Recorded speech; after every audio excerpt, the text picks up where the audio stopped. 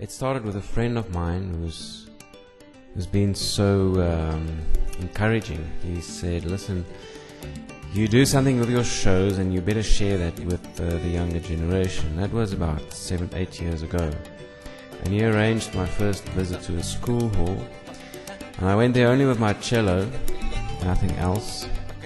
No knowledge as to how I can do this. But it went so well that from there on I knew this should be part of what I'm doing.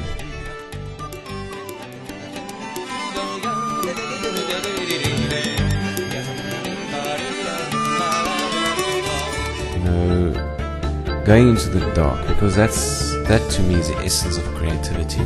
You can't pretend to be creative and start with all sorts of nice ideas and recipes and instructions and formats and structures, all these things that are so essential to anything that makes sense. You can't start with sense. You have to go into the area of nonsense. You have to become dangerous. You have to face something of your own darkness. Otherwise, there's no point.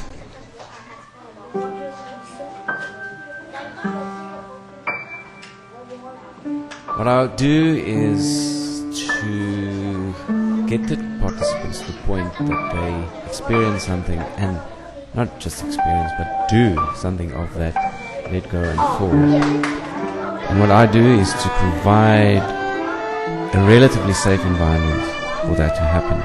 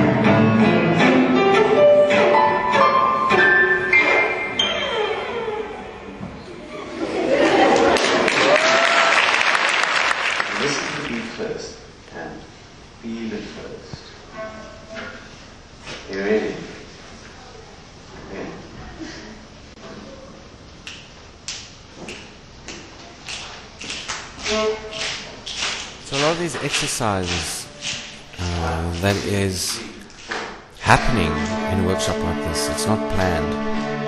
It comes within my own flow of presenting it. So standing in front of the kids or whoever is participating, I can't go there with some set plan and expect from them to go into an area where they don't have a set plan. So I present this workshop in a creative manner as well, and the whole event is then colored with the spirit of creativity.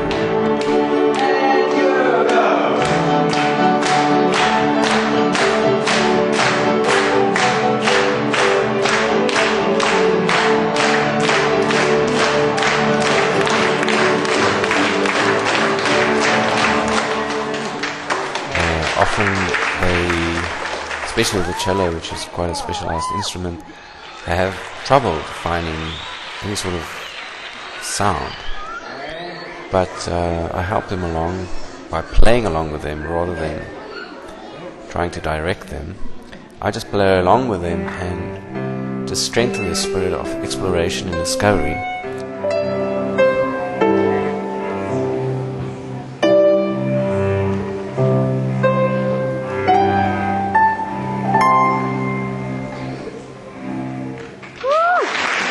Very important, I think, is one's feelings, because the moment you're in a position where you don't have something pre-planned or something that is memorized, in other words, something that is set in your mind, whereas when you are doing something based on feeling, it's something that comes from below, from the inside.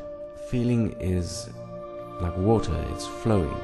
It flows from you, and you have to go with that flow. The main thing is that spring, that wells up in you, that thing keeps on flowing. Exercise like this, especially in an ensemble or group situation, forces you to actually listen, to be sensitive to the people around you, to the sounds around you, to the visual elements around you, and to the energy of the whole gathering. Another side effect is the building of confidence. Often I see kids, or are told that kids are very shy and they never come forward, but within this situation they actually go for it because of the unusual nature of it, and kind of make the jump and go away from it with a lot more self-confidence, at least the seed of it. What also happens is that talents are revealed in a workshop like this. The teachers will come to me and say, listen, we didn't know that boy or that girl could do things like that.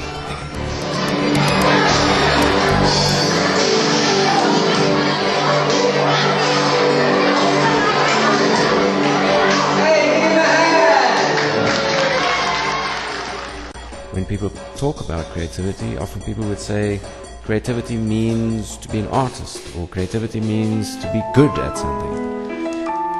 Whereas it's not the case at all. That is only a small part of it. Creativity is a universal aspect of life, needed in everything that we do, on whatever level. We need a huge amount of true creativity to face up with a lot of things today. And in that sense, creativity is not a luxury at all. It is a basic necessity, like drinking fresh water.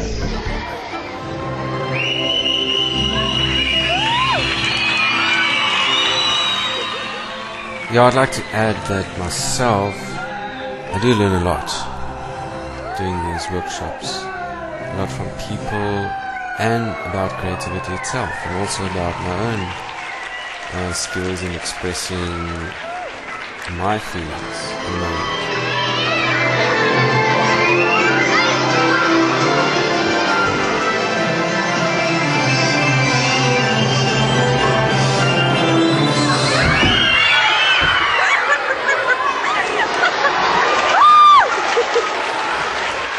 Obviously something that I would like to spread and share with more people, and help to facilitate those who would like to develop it to a more advanced and more encompassing level.